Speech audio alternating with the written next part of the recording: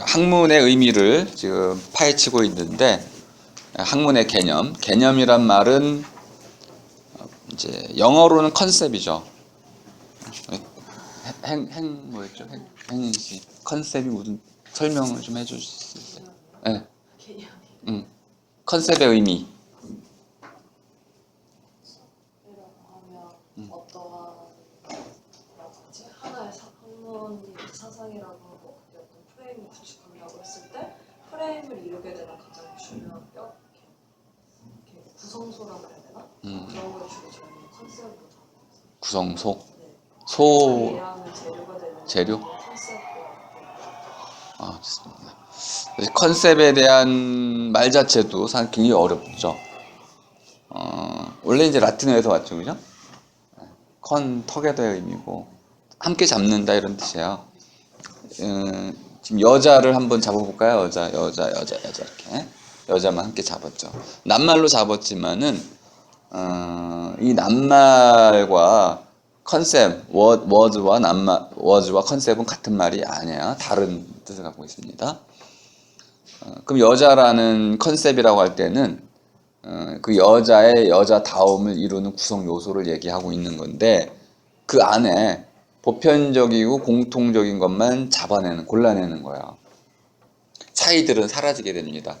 그러니까 함께 잡는데, 잡을 때 함께 잡을 수 있는 것만 잡는 거야. 여자 그러면은 여자라는 여자에게만 속해 있는 공통된 요소만 뽑아내는 거. 함께 잡기인데 공통된 요소만 함께 잡는 거. 근데 그걸 뭘로 잡을까요? 손으로 잡을 수는 없죠, 그죠? 생각으로 잡죠. 이렇게 생각했을 때 여자라고 하면은 이러이러한 요소들을 갖고 있다. 구성 요소들을 갖고 있는데 모든 여자가 갖고 있다. 이게 바로 컨셉입니다. 그 구성 요소로 설명하신 건 잘 아시는 거죠. 근데 우리말로 오니까 개념이 됐는데 생각은 반영이 됐습니다. 근데 이 념이라는 거는 지금 떠오른 생각. 그럼 사라는 게 있고 염이라는 게 있잖아요. 또 사 고할 때 고라는 게 있고, 고라는 말은 뭐 이렇게 어려운 말은 아닌데, 아버지 돌아가시면은 이제 고인이라고 그러죠. 고라는 거는 돌아가신 분을 기억하는 겁니다. 또는 돌아가신 분을 뜻하기도 하고요. 그러니까 사고할 때 고라는 것은 떠올리는 건데, 지나간 어떤 사건들을 내가 기억하고 있는 걸 떠올리는 거. 그래서 떠오르면 염이 됩니다. 이해가 되셨죠? 고라는 거는 지나가 버린 것을 내가 끌고 들어오는 과정이고, 떠오르면 염이 되는 거죠. 이 둘을 한데 아우를 수 있는 건 사라는 개념인데, 사라고 할 때 이 위에 있는 이 밭전차처럼 생긴 거는 밭전자가 아니고 머리를 뜻하는 글자입니다. 그러니까 머리와 마음 둘을 합쳐서 사라고 한 거죠. 그럼 머리 마음이 도대체 왜 사가 됐을까요? 플라톤의 경우에는 이제 그 생각을 머리에서 한다고 알고 있었어요. 근데 아리스토텔레스는 생물학을 강조한 사람이다 보니까 생각이라는 것은 좀 보편적이다라고 봤어요. 모든 동물은 생각을 한다고 이제 여겼는데, 그런데 어떤 동물들은 보니까 뇌가 발견이 안 돼, 생물학적으로. 근데 심장은 다 발견이 된 거야, 경험적으로. 그래서 모든 동물이 생각을 하는데, 모든 동물이 심장은 갖고 있지만 뇌는 어떤 동물도 안 갖고 있으니까, 생각은 어디서 해요? 심장에서 한다고 믿었던 거죠. 잘못된 추론, 완전히 잘못된 거죠.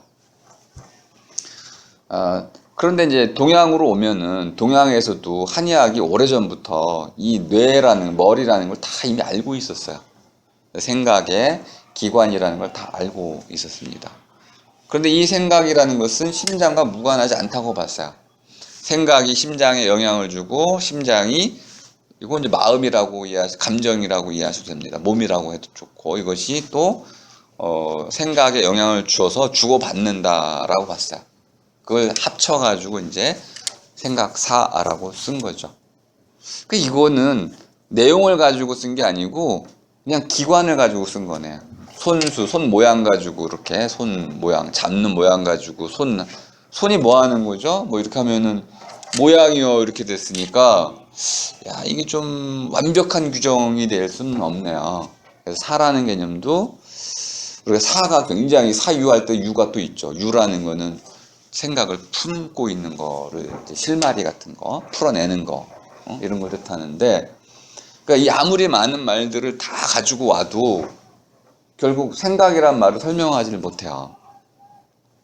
그럼 일단 좀 쉽게 설명할 수 있는 방법이 있는데 영어를 보는 거예요. 영어는 뭐 지금 낱말 수론문만 봐도 150만 개 이상 넘어갔습니다. 한국은 50만 개 좀 넘어갔죠. 영어가 이미 100만 개 이상 그것도 뭐 최근에 다 만들어진 거예요. 영어는 뭐 그냥 기하급수적으로 발전하고 있는 가장 살아있는 언어입니다. 한국어도 그 정도는 아니지만은 굉장히 활발하게 살아있는 언어예요. 라틴어는 다 죽어버렸죠, 그죠? 근데 중요한 거는 영어의 이제 중요성은 어원, 에티몰로지라는 게 어쨌든 확실하게 뭐 다 밝혀진 건 아니지만은 아주 많은 경우에 이런 어원 분석이 제대로 되어 있다는 겁니다. 그리고 그걸 무료로 다 제공을 해주고 있죠. 찾아볼 수가 있습니다. 그럼 이제 thinking이라는 말을 찾으면 되겠죠. think. think를 찾으면 think에서 왔다고 되어 있고 think. 그럼 think는 뭐냐면 사건, 모은다는 겁니다. 어떨 때 모으냐면 불났어요. 그런 사람들 모이죠. think. 불났어요. 먹을 게 있어요. 또 모이죠. 그죠? 자, 회의합시다. 모이죠. 사람들이 모일 만한 일을 뜻하는 거예요. 그럼 모여가지고 뭐 할까요? 당연히 뭐 이야기 나누고 어떻게 해야 될지 생각을 하는 거죠. 그러니까 이거 사건적 개념으로 think를 썼다는 걸 알 수 있습니다. 아, 생각한다는 것은 어떤 일과 관계되어 있구나. 그 뭐 영어권 화자들이 생각이라는 걸 모르고 있는 건 아니잖아요. 잘 알고 있는 거죠. 말을 그렇게 했을 뿐인데 적어도 그들은 생각이라는 것을 하나의 사건 중심으로 이해를 하고 있습니다. 반면에 한자는 분명히 기관 중심으로 이해를 하고 있어요. 기관, 신체 기관. 근데 신체 기관식으로 이해하는 거는 굉장히 하수예요. 어떤 기능적으로 얘기하든지 본질을 파고 들어가면 가장 중요하고요. 그러니까 영어는 분명히 기능적으로 생각을 잡아냈습니다. 나머지도 보면 인구어 계통은 전부 사건 개념으로 쓰여 있어요. 근데 우리 말만 독특하게 뭐 똑 떨어져가지고 생각이란 낱말이 있는데 하다가 붙어 있어요. 그러니까 이게 어쩌면은 제 생각에는 우리 토박이 말이 아닐 가능성이 높아요. 한자에서 왔을 수도 있고 물론 이제 알 수가 없으니까 장담할 수는 없습니다. 그래서 더 중요한 거는 생각이란 말이 사랑이라는 말 다음에 왔다는 거야. 그러니까 생각이란 말의 어원은 사랑에서 유래됐다고 보면 되겠습니다. 연결은 어렵지만 일단 그러면 사랑이라는 게 뭘까요? 사랑이라는 것은 그 당시 15세기에는 뭐 훈민정음으로 이제 쓰일 때부터 우리가 찾을 수 있는 거니까 그리워하다입니다. 어버이 사랑하기. 그러면 어버이를 그리워한다는 뜻이죠. 어버이가 돌아가셨어요. 그래서 그리워하는 거죠. 그리워한다는 것은 길게 이제 끄집어 드리는 거죠. 받아들이고 끌어들이는 거, 이거 그리워하는 거죠. 그러니까 어버이의 돌아가신 어버이를 기리는 거, 이것이 바로 사랑이네요. 그러니까 생각한다의 첫 번째 기능은 기억해내는 걸 의미했어요. 기능적인 거네요. 그러니까 또 하나. 그러니까 기관적인 게 아니고 기능적으로 어떤 할 일과 관련해서 설명이 되고 있습니다. 두 번째 사랑하다에는 우리 남녀 간의 사랑 잘 보여주듯이 가까이 하고자 한다는 겁니다. 생각한다 하면은 내가 그녀를 생각한다 하면은 그녀를 사랑한다, 그녀를 가까이 하고자 한다, 그녀를 그리워한다 이런 뜻이 있는 거죠. 그러면 가까워지면은 뜨거워지는 거죠. 그래서 사랑하면은 사르다, 불 태우다 라는 뜻도 함께 갖고 있습니다. 그 생각한다는 것은 어떤 것에 다가가고 그것과 가까이 가려고 하고 그리고 그리워하고 하나를 더 추가한다면은 생각한다는 건 보살핀다는 겁니다. 야, 너 엄마를 생각해서 그렇게 하면 되겠니? 그죠? 엄마를 배려하고 엄마를 이제 보살피면서 엄마를 위하는 마음, 이걸 생각하다 이죠. 그러다 이제 조금 16세기, 17세기로 불교와 이제 약간 섞이면서 어떻게 되냐면 생각이 뭔가 묻고 답하는 거야. 잘 생각해봐! 그러면은 너 그거 지금 잘 모르고 하는 행동이지? 잘 알고 해. 이런 뜻이야. 그러니까 생각하라는 거에 뭐가 들어오냐면은 자, 묻고 잘 모르는 바를 묻고 그 물음에 대해서 좀 잘 알고 잘 안 뒤에 행동을 해서 결과도 좋은 결과가 나오도록 하라는 거야. 그러니까 앞뒤를 잘 헤아리라는 뜻입니다. 그러니까 생각이 없어 애가 그러면은 앞뒤도 모르고 덤벙덤벙 하는 경우. 그러니까 발전된 거죠. 그죠? 그러니까 생각이라는 게 일종의 이끌어내기의 방식으로 이해가 됐습니다. 그러니까 개념이라는 것이 생각의 한 작용이라고 했을 때 생각을 먼저 알고 있어야 개념을 설명할 수가 있겠네요. 근데 이 문제는 컨셉이라는 건 우리가 쉽게 이해가 됐습니다. 생각 중에 이런 생각 저런 생각 여자에 대한 생각을 한번 해보세요. 자꾸 여자 얘기하니까 좀 이상하네. 여자를 생각하는데 여자는 두 팔이 있고 남자도 두 팔이 있는데 그럼 떼어내야겠죠. 여자는 두 팔이 있지만 남자도 있으니까 여자만의 개념, 여자에게만 해당되는 개념을 찾아내려면은 결국은 두 팔이 있는 거는 떼어내야겠네. 뭐 등등 해가지고 여자만이 갖고 있는 어떤 고유한 특성들을 그 생각 중에 끄집어내면 여자의 개념이 되겠네요. 컨셉이 되겠네요. 근데 개념이란 말 자체가 여전히 오리무중입니다. 왜냐하면 개자가 우리가 안 쓰는 말이라서 그래요. 평밀의 개자인데 평밀의 또 잘 모르시죠? 주영 씨 이제 아실 수도 있어. 여기는 아시겠다. 예전에 혹시 시장 가가지고 쌀 같은 거 살 때 그 시대는 아니신가? 저는 그 시대에 살았는데. 그러니까 말대, 우리 시대 알아. 말을 해가지고, 자, 쌀 한 말 주세요. 그러면 이렇게 해가지고, 딱 밀잖아요. 이게 평밀이야. 평평하게 미는 거에서 평밀해. 그러니까 평밀의 개자야. 그러면 생각이 울퉁불퉁하잖아요. 들쭉날쭉하고, 이걸 쭉 고르게 만든 거야. 여자에 관한 수많은 생각들 가운데 쭉 골라가지고, 평평하게 말하자면은 공통된 요소만 끄집어낸 그런 생각, 그러니까 공통된 고루 두루 하는 생각, 이것이 바로 개념입니다. 근데 너무 구차해 이렇게 설명하니까. 그래가지고 좀 더 개념을 버리고 컨셉을 받아들이겠습니다. 그러면 이제 새로 번역하면 되네. 예. 어떻게 번역할까요, 혜은 씨? 그건 번역이 안 돼, 그거는. 번역이 아니잖아. 음차니까. 뭐 쉬운 건 직역하면, 함께 잡기, 모두 잡기가 되는 거죠. 아주 쉬운 거야. 컨셉을 직역하면은 모두 잡기가 돼. 그러면 여자에 관한 생각을 모두 잡는 것, 잡아놓은 것, 이렇게 되는 거죠. 그러니까 모두 잡이가 되네. 순우리말로 번역해야 됩니까? 그렇진 않습니다. 그럼 공포는 네? 공포는 어떻습니까? 공포? 예, 함께 잡기. 왜? 공포는 일단 그 fear 같은 두려움의 의미가 많이 느껴지네요. 예. 파악이란 말이 있기는 이제 파악이죠. 예. 근데 그런 말은 만들어도 쓸 수가 없어요. 예. 함께 공짜되기 공이라는 거는 공공성의 의미, 퍼블릭의 의미입니다. 턱에 대한 의미는 아니야. 그래서 번역이 좀 잘못됐습니다. 보다 중요한 거는 이제 개념을 뭐라고 새로 번역을 하냐 이런 게 중요한 게 아니고 정확히 이해하고 쓰느냐입니다. 그러니까 우리 말이냐 아니냐 보다도 학문에서는 정확히 정의하고 쓰고 있는지 아닌지 이것이 중요하죠. 그러니까 학문이라는 말을 제가 이제 암짜임새, 암짜나 이렇게 바꿨잖아요. 그러면 그거에 대한 정확한 정의가 됐는지 학문이라는 것을 암짜임새라고 했을 때 그것은 말을 바꿔놓은 것에 불과한데 어떻게 정의 내릴 것이냐 이런 문제가 하나 생긴다는 거죠. 정의를 내리려면은 학문의 개념을 정확히 알고 있어야 되는 거죠. 근데 학문의 개념은 계속 바뀌어 왔어요.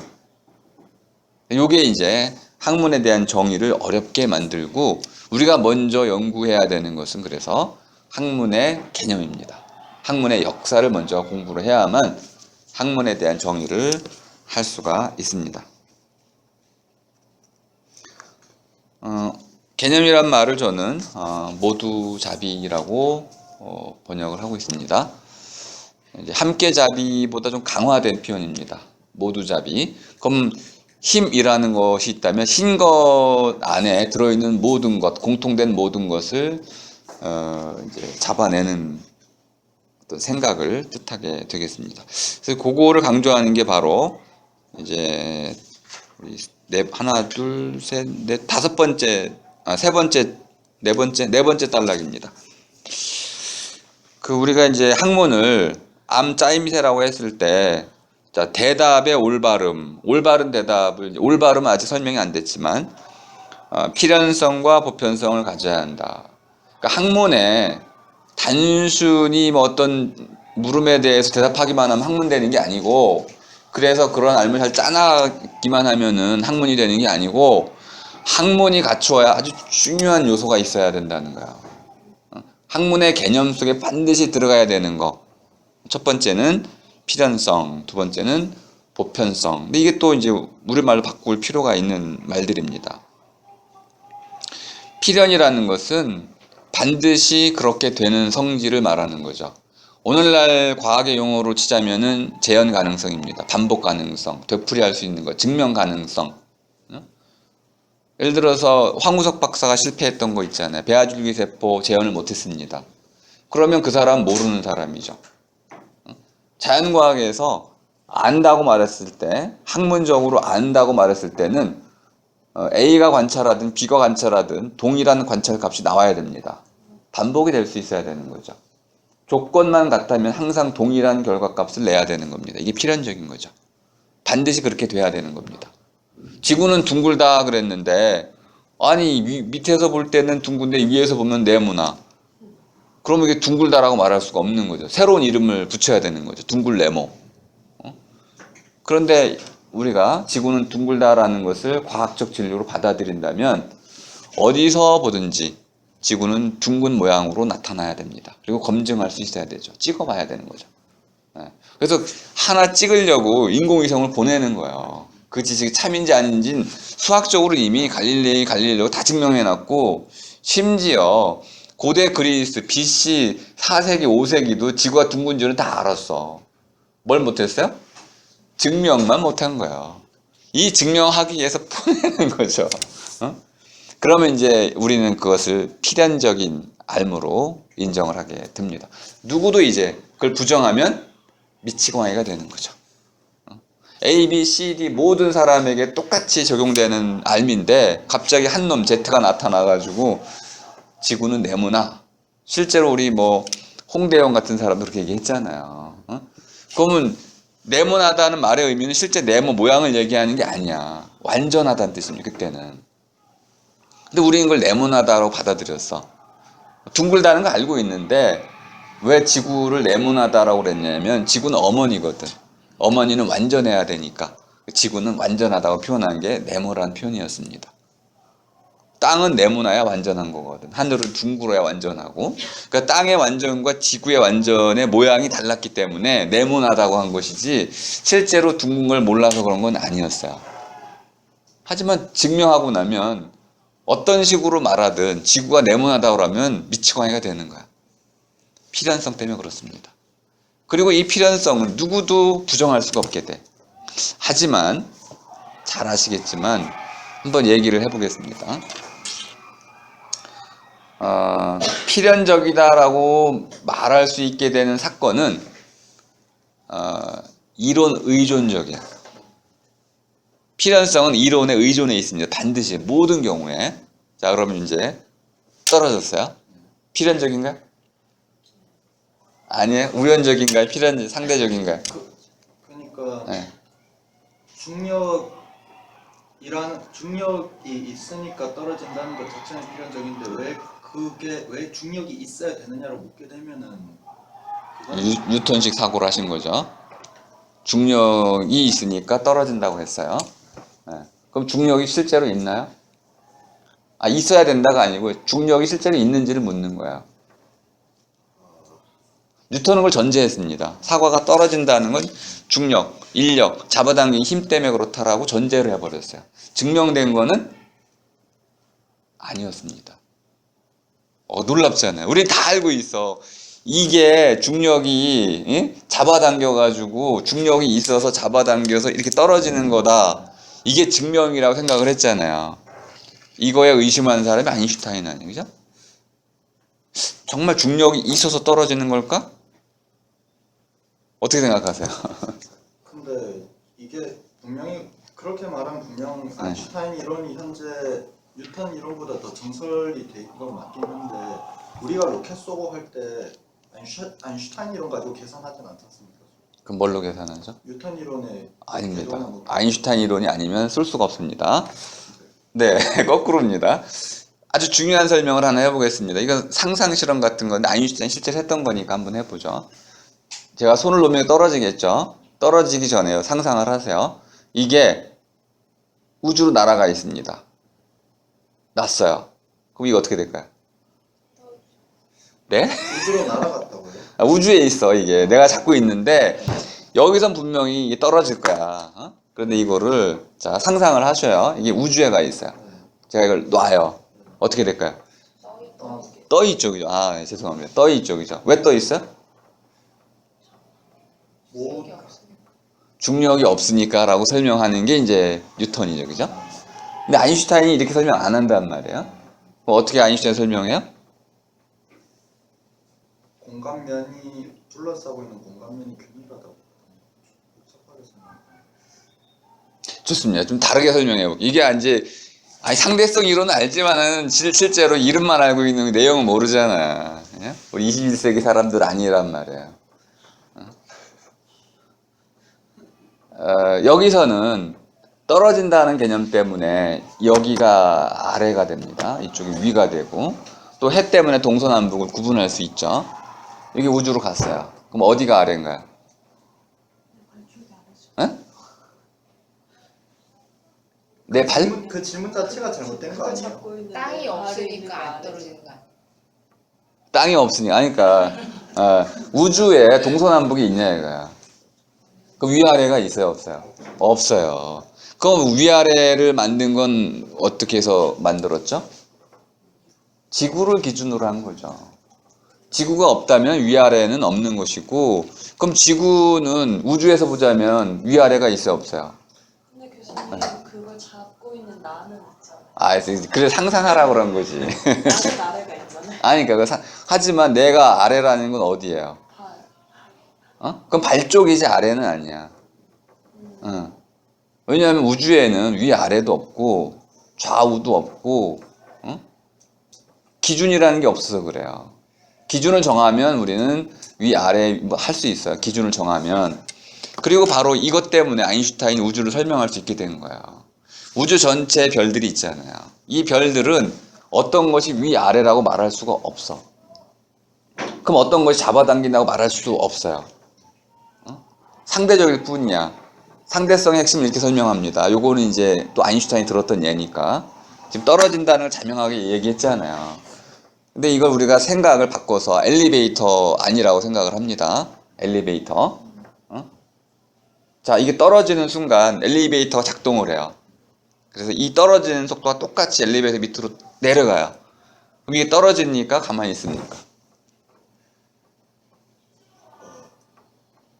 그거 어려워. 그러니까 같이 떨어져? 지구야, 이게 지구. 지구가 있는데 이걸 내가 놓는 순간 지구가 이걸 떨어지는 속도랑 똑같이 이쪽으로 밀려가. 그러면 이게 떨어집니까? 안 떨어집니까? 정지해 있죠. 자, 그럼 내가 막 뛰는데 나랑 똑같은 놈이 나랑 똑같은 속도로 달리고 있어요. 그럼 내가 이놈보다 더 빨라요? 아니면 느려요?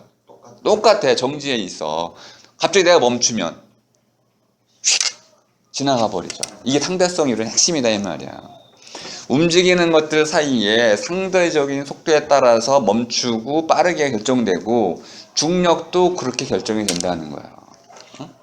이런 사유의 전환은 이미 아인슈타인 이후에 곧바로 다 과학자들이 이뤘는데 일반인들은 여전히 뉴턴 역학을 갖고 있어요. 그래서 도대체 왜 밑이 없다는 말입니까? 왜 중력이 없다? 떨어지잖아요. 이렇게 얘기한단 말이야. 똑같은 걸 설명하지만 중요한 거는 어떤 이론을 가지고 설명하느냐에 따라서 필연성의 구조는 완전히 바뀌게 됩니다. 다시 말하면 떨어지는 거는 아인슈타인 역학에서는 필연적이지 않은 거야. 뉴턴 역학에서는 필연적이었지만 그런 필연성의 의미가 바뀐 거죠. 자, 그래서 시대마다 학문 개념의 역사가 중요한 이유가 이런 겁니다. 무엇을 올바로 우리가 물어야 할 물음을 무엇으로 보느냐, 또 어떤 체계가 올바른 체계인지를 결정하는 거는 하나의 또 다른 진리 체계가 바뀌면 다 바뀌는 거예요. 우리 AI 나와가지고 이제 인간보다 더 빠르게 배우는 AI가 있잖아요. 이 세상에서, 지구상에서 가장 배우는 능력이 출중했던 게 바로 사람이었어요. 모방의 천재였잖아요. 그런데 이 모방의 천재를 아주 우습게 깔아뭉갠 게 AI예요. 1초면요 1억 페이지를 읽어내서 다 저장을 합니다. 인간은 그럴 수가 없어요. 이제 이 배우는 능력으로 치자면은 AI 로봇을 따라갈 인간은 아무도 없습니다.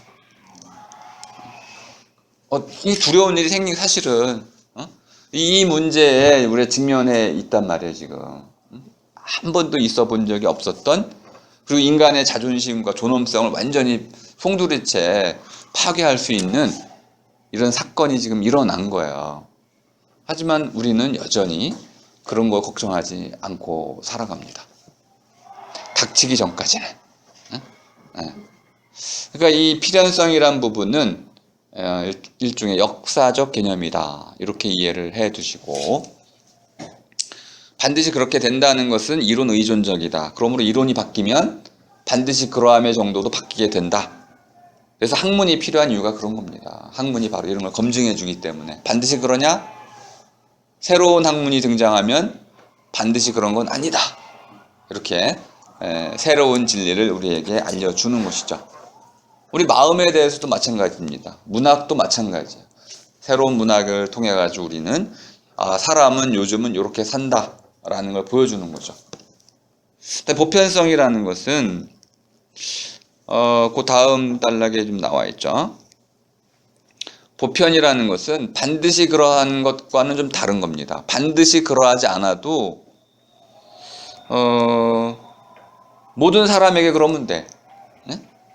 모든 사람에게, 예를 들어서 한 사람에게만 그런 것이 아니고 모든 사람에게 그러면 됩니다.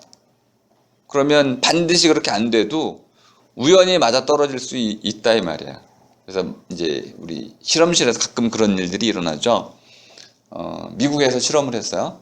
근데 맞아 떨어졌어. 근데 유럽에서 실험을 했어. 맞아 떨어졌어. 그러면 이제 보편적 지식이 됩니다. 근데 필연적 지식이 되려면요, 요거 가지고는 안 돼요. 유럽과 미국에서 두 실험이 동일한 값을 가졌다고 해서 필연적 지식이 되는 건 아닙니다. 그 안에 내적, 반드시 그렇게 되어야만 한다는 내적 필연성, causal relation이라는 게 증명이 돼야 돼. 그럼 이제 필연적 지식까지 되는 거죠. 그러니까 보편성이 좀 더 쉽습니다. 여기저기 모든 사람에게 인정이 되면 보편적인 거. 반면에 요래도 학문이 되는 거예요. 많은 사람이 받아들이면 학문이 됩니다. 그러니까 학문이라는 것이 언제나 진리체계로만 구성되지는 않아요.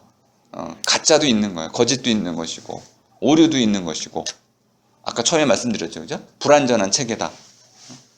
그런데 적어도 학문이 추구하는 것은 보편성을 넘어서 필연성으로, 그러니까 인과 필연성을 증명한다면 가장 완벽한 그러한 학문이 되어야겠죠. 근데 요거 오늘 잘 보니까 이건 물리학적인 거네. 지금 우리가 갖고 있는 학문 체계는 물리학을 기준으로 만들어졌습니다. 근대 학문은 수학을 가지고 만들었어요. 완전히 기준이 달랐어요. 그러면 이렇게 얘기해 봅시다. 이제 21세기 문학은 학문일까요? 아니야, 이거는. 인과성이 없어. 아무리 얘기해도, 아무리 뭐 이렇게 인과성을 증명하려고 아무리 많은 증거를 들이대도 사람의 마음은 인과적이지 않습니다. 사회의 의사결정도 인과적이지 않아요. 그러니까 지금의 이런 학문성 개념 가지고는 문학을 학문의 범주 안에 들어놓을 수가 없어요. 그럼 왜 아직도 문학이 학문으로 인정을 받을까요? 많은 사람이 학문이라고 우기기 때문에 그래. 간단한 거야. 하는 사람이 많은 거야. 그러면 이 사람들 때문에 이걸 학문 범주 바깥으로 내칠 수가 없어요. 이런 건 인정투쟁이라고 합시다. 자, 그럼 이제 문학은 빨리 자기가 학문이라는 것을 증명해야 돼. 근데 이런 식으로는 증명이 안 되니까 어떻게 해야 될까요? 학문 개념을 바꿔야지. 이 학문 개념을 바꾸려면 자연과학과 맞서 싸워야 되는데 맞서 싸울 수가 없어서 딜타이라는 사람은 학문을 둘로 나눠버렸습니다. 자연과학이 있고 정신과학이 있고, 자연과학은 증명하는 것이고 정신과학은 설명하는 것이고 해석하는 것이다. 해석과학과 증명과학으로 나눠버렸습니다. 근데 요즘 문제가 생겼어요. 뇌과학이니 신경과학들이 나오면서 인간의 마음을 증명하기 시작했습니다. 뇌 가지고. 그럼 어떻게 될까요? 증명과학의 영역이 점점 넓어지고요. 그럼 해석과학의 영역은 좁아지게 되겠네요. 그러면 설명력에서 큰 차이가 생겨납니다. 그래서 마치 김대식이 나타나서 카이스트 김대식 교수가 나타나가지고 뇌에 관해서 얘기하면 막 진리를 얘기하는 것 같아. 철학자가 나타나가지고 뇌에서 얘기하면은 상상력을 표현하는 것 같아. 왜 그럴까요? 바로 이제 시대 정신을 나타내는 거죠. 지금은 물리학의 시대, 또는 이제 좀 지나면 이제 뇌과학의 시대가 되겠죠. 지금 전체적으로 보자면 이제 정보학의 시대입니다. 또는 이제 신방과 커뮤니케이션 시대라고도 많이 얘기하고 있죠. 기본적으로 학문을 선도하는 분과는 이제 물리학도 조금 이제 한춤 물리학의 새로운 이론이 안 나타나고 있어요. 그러니까 물리학도 이미 정체되기 시작한 거죠. 생물학은 굉장히 발전한 것 같지만 생물학도 이미 게놈 지도를 다 끝냈기 때문에 새로운 발전은 없는 거죠. 그럼 어디에 있을까요? 화학에서 또 지금 그런 발전은 없습니다. 화학은 새로운 우리 엘레멘트, 원소를 무지 많이 발견했어요. 그러니까 화학은 처음에는 뭐 몇 개, 6개 정도의 원소로 시작했다가 여러분 몇 개로 배우셨나요? 뭐 그렇게 했다가 지금 막 300 몇 개로 늘어나 있죠, 그죠? 그러니까 이렇게 많이 했지만 이제는 더 이상 새로운 화학 원소가 안 나타나, 발견이 안 되는 거예요.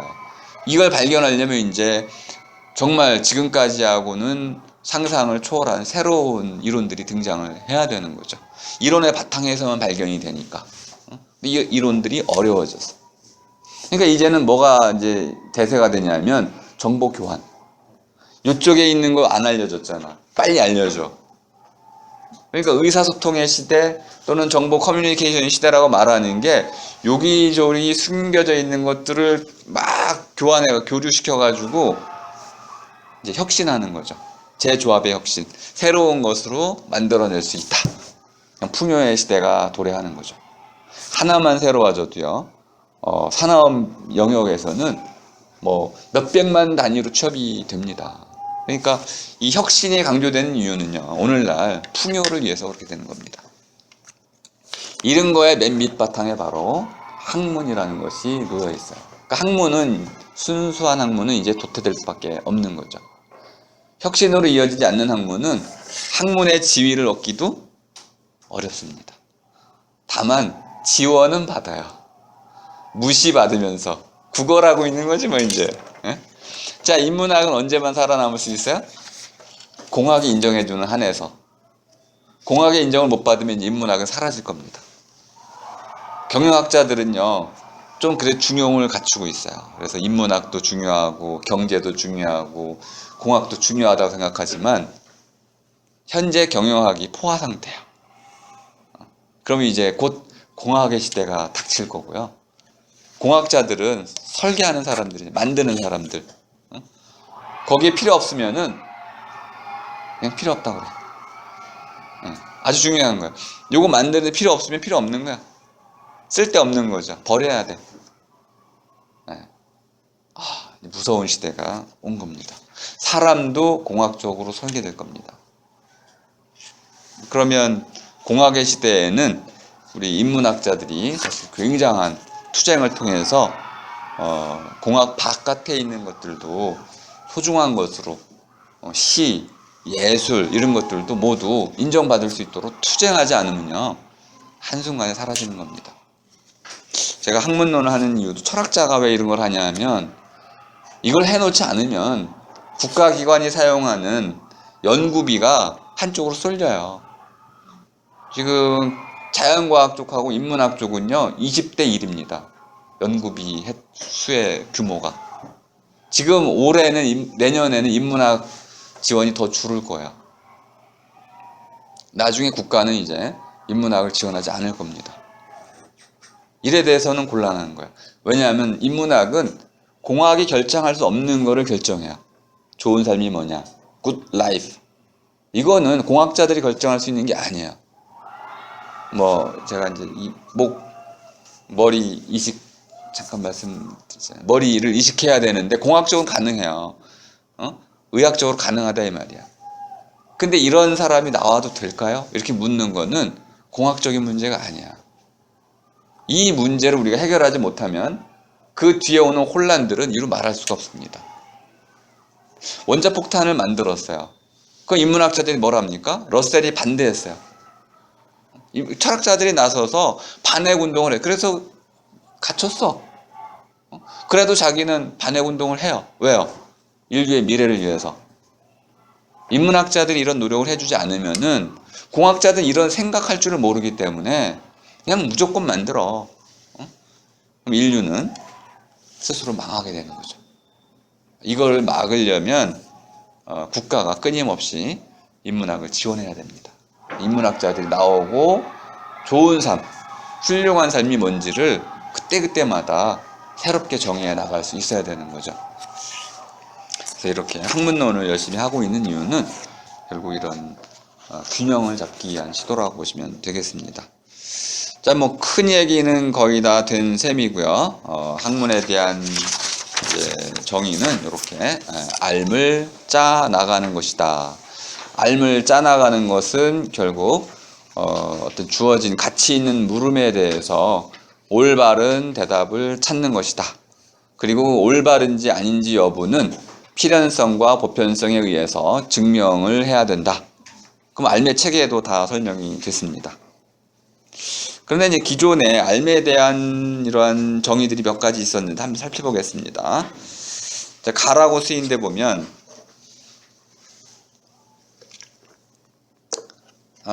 이제 학문의 1차적 개념을 보니까 교육과 연구라고 되어 있어요.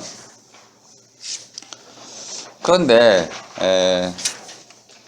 교육과 연구라고 했을 때 이게 또 문제가 됩니다. 과연 학문에 교육이 반드시 포함이 되는 걸까요? 교육이란 건 또 뭐죠, 그러면은? 영어로는 행은시, education. 무슨 뜻이죠? 아니까. 그럼 교육은 또 무슨 뜻이야? 이렇게 묻게 되잖아. 쓸모 있게 만드는 거? 네. 좀 쓸모가 있어야 돼, 일단은. 쓸모 없는 건 버려지게 되니까. 그럼 일단, 교부터 설명을 한다면은, 교라는 거는 아주 어려운 글자가 아니고 쉬운 글자입니다. 우리 사랑의 매를 얘기할 때 많이 썼던 거죠. 교, 가르치는데 어떻게 가르쳐요? 회초리를 때려서, 이게 교자라는 거야.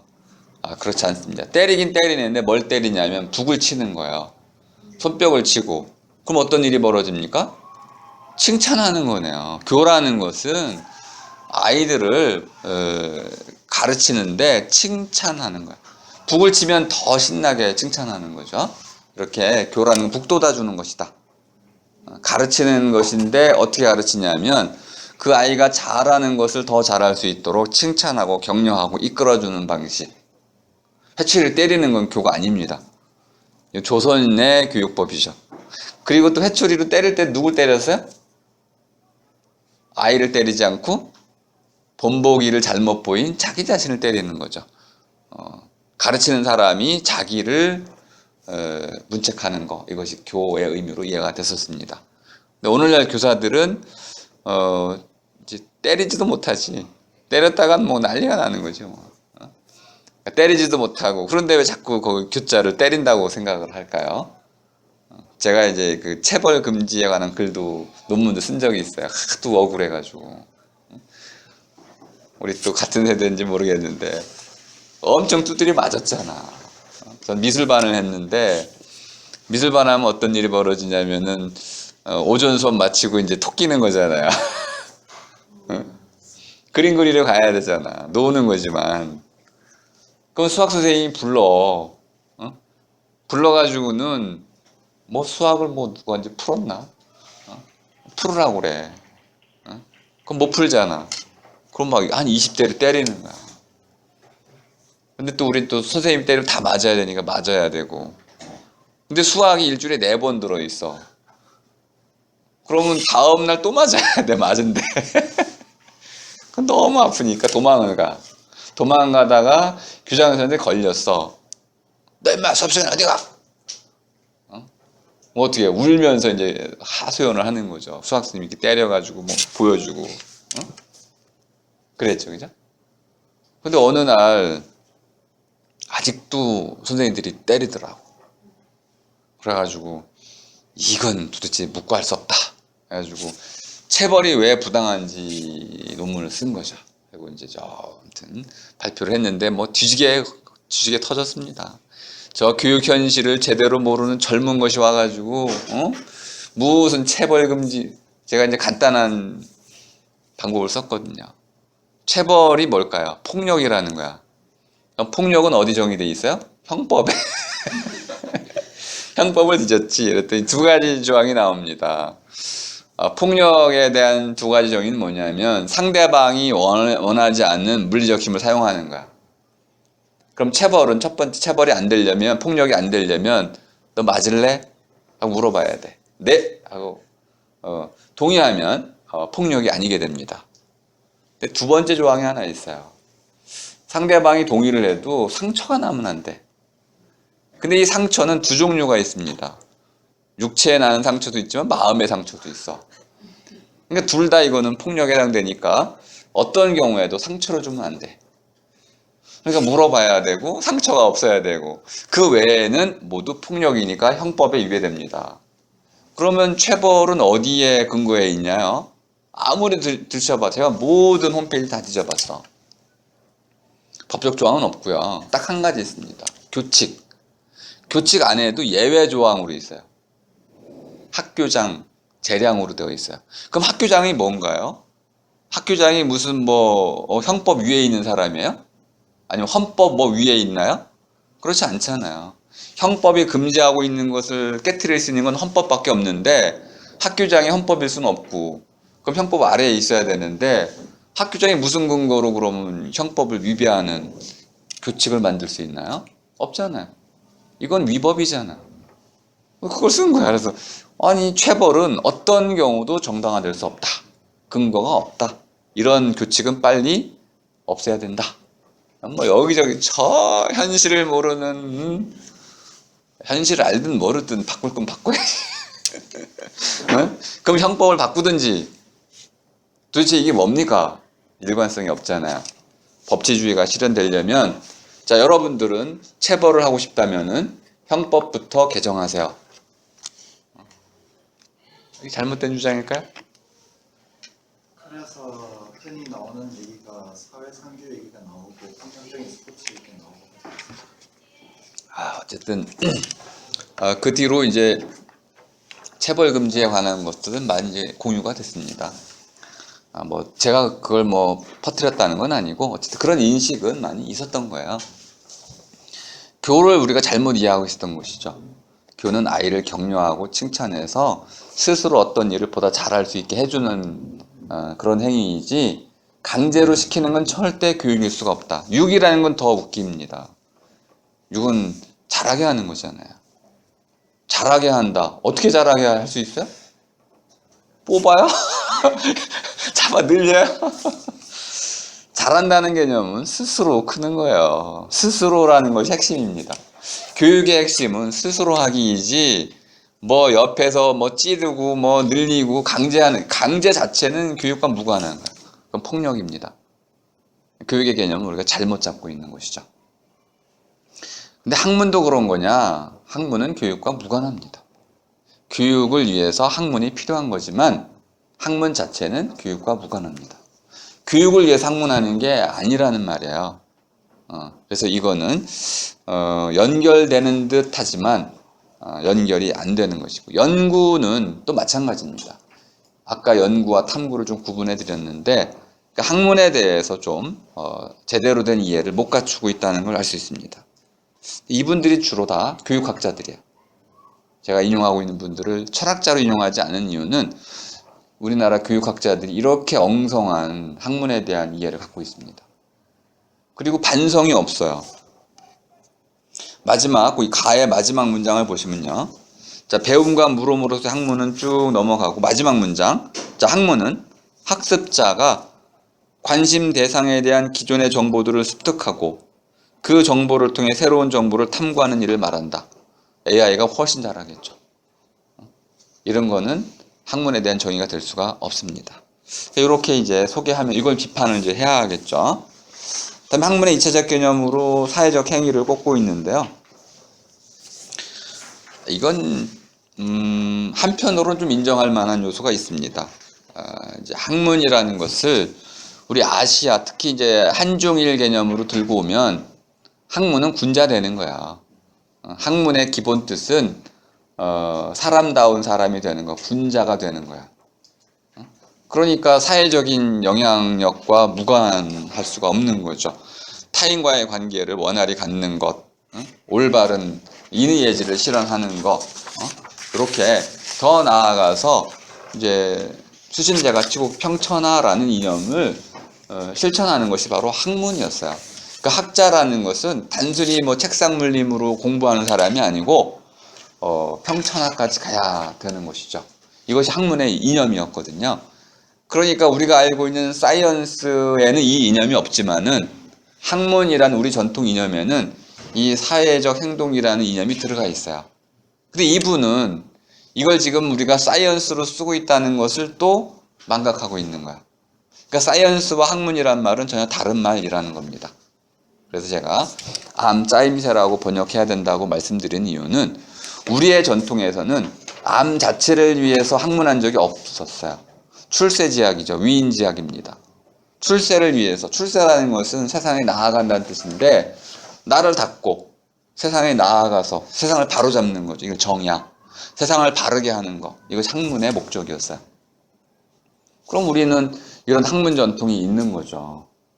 다만 사이언스에는 이런 전통이 없습니다. 파고 들어가는 거잖아요. 진리를 발견하고 증명하고. 그러니까 전혀 다른 전통을 갖고 있습니다. 근데 이 교육학자들이 이런 걸 막 뒤섞어 버렸어요. 그리고 낱말도 막 함부로 쓰고 있습니다. 다음에 다를 보니까 학문이라는 것이 뭐 합리적 사고의 개발이다. 요거는 좀 잘 설명하면 제가 동의할 수 있는 학문 개념에 가깝습니다. 짜 나간다는 것이죠. 짜 나간다는 것은 완성이 아닙니다. 진행형이죠. 학문이라는 것은 여러 가지의 알을 추구해 가면서 그 암들이 하나의 아귀가 잘 앞뒤가 맞듯이 짜 나가는 행위예요. 그러니까 기본적으로 합리, 이치에 부합한다는 것을 깨달아야 됩니다. 그걸 판가름할 수 있어야 되죠. 이치에 부합하는지를 잘 살펴가지고 그것들을 체계화하는 과정, 이것이 학문의 본질에 속하기 때문에 이걸 이제 따지기라고 할 수도 있습니다. 옳고 그름을 따져서 옳은 것은 받아들이고 그른 것은 버려야겠죠. 이것도 체계입니다. 그러니까 버렸지만 사라지는 게 아니에요. 지금 뉴턴 역학을 지금 물리학이 받아들이지 않지만 사라지는 게 아닙니다. 거기 있어요. 사람들이 연구를 합니다. 언젠가 컴백할 수도 있어요. 그렇기 때문에 짜 나간다는 것은 버린다는 게 아니에요. 이거는 상대성 이론에 비하자면 설명력이 낮은 걸로 이쪽으로 자리를 옮겨 놓은 것 뿐이에요. 그러니까 짜나간다는 것은 옳은 건 오른쪽으로, 그런 건 그런 쪽으로 이렇게 자리 배치를 하는 것이지 폐기 처분하는 건 아니에요. 그래서 짜나간다는 것은 마치 다이나믹한 이런 역동적 구조를 갖고 있다. 그래서 이렇게 다는 그런 의미로 보자면은 학문 개념을 잘 표현하고 있는데, 가나다 모두 합쳐도 이제 암짜임새에 대한 정확한 정의는 하고 있지 못합니다. 그다음에 이제 2번 알에 대한 정의, 이건 제가 다 충분히 설명을 드린 거고요. 시간이 좀 오늘 없어가지고 이제 뒤에 가면 이제 물음의 종류는 아주 중요해서 제가 한 번 더 강의를 해드려야 될 것 같습니다. 학문이라는 것을 암짜임새다 이렇게 이해를 해두시고, 물론 학문이란 말도 아셔야 되고 사이언스, 비션샤프트, 에피스테메 이런 거 다 아셔야 되지만은 그걸 모두 설명할 수 있는 이제 보편적인 언어를 또 갖고 계셔야 돼요. 자유롭게 설명할 수 있는, 생각을 위해서는 자유가 필요하기 때문에. 그리고 이제 두 번째로는 물음을 강조하고 있으니까, 제가 알을 강조한다는 것은 실제로는 물음을 강조하고 있는 겁니다. 물음 안에 이미 알이 들어가 있어요. 그러니까 알이 전제되어 있지 않은 물음은 없는 거예요. 완전한 물음이라는 게 불가능한 거죠. 그러니까 물음 자체가 알을 예비하고 있어요. 그러니까 우리가 잘 물어야 되는 것이 우선 급선무입니다. 물어야 할 만한 것을 물어야 되고, 물을 만한 가치가 있는 걸 찾아내야 돼요. 일단 다음에 제대로 물어야 되는 거죠. 잘못 물으면요 답을 해봤자 의미가 없습니다. 그러니까 제대로 물어야 되는 거죠. 제대로의 핵심이 뭐냐면 바로 시적인 진리에 대해서 물을 때는 시적인 방식으로 물어야 된다는, 수학으로 물으면 안 된다는 거야. 이런 딜타이가 분류했던 두 가지 분류법은 너무 적은 분류야. 더 많은 분류를 해야 됩니다. 예술에 대해서, 문학에 대해서, 또는 뭐 철학에, 이 다른 분류들을 우리가 다 존중해, 다양성을 존중해야 돼요. 그 제대로 묻기를 이제 우리가 파고 들어가 보면, 야, 물리학적으로 물을 수 있는 게 얼마나 되겠어. 응? 그건 제대로 묻는 게 아니야. 물론 사람에 대해서 물어요. 사람에 대해서 물리학적으로, 생물학적으로, 화학적으로 다 물을 수 있어. 문학적으로도 물을 수 있다는 거야. 철학적으로도 물을 수 있는 거죠. 동일한 대상에 대해서 우리는 수많은 접근 방식이 있다는 거야. 이것을 우리가 고유성이라고 이제 인정한다면, 제대로 묻기를 강조한다면 우리는 학문의 다양성을 확보할 수가 있는 겁니다. 그래서 물음이라는 것을 제가 강조하는 이유는 결국 학문의 다양성을 좀 살리기 위한 하나의 전략이라는 걸 알 수 있습니다. 이 부분은 한 번 더 강의를 하도록 하겠습니다. 질문 있으면 해주시고요.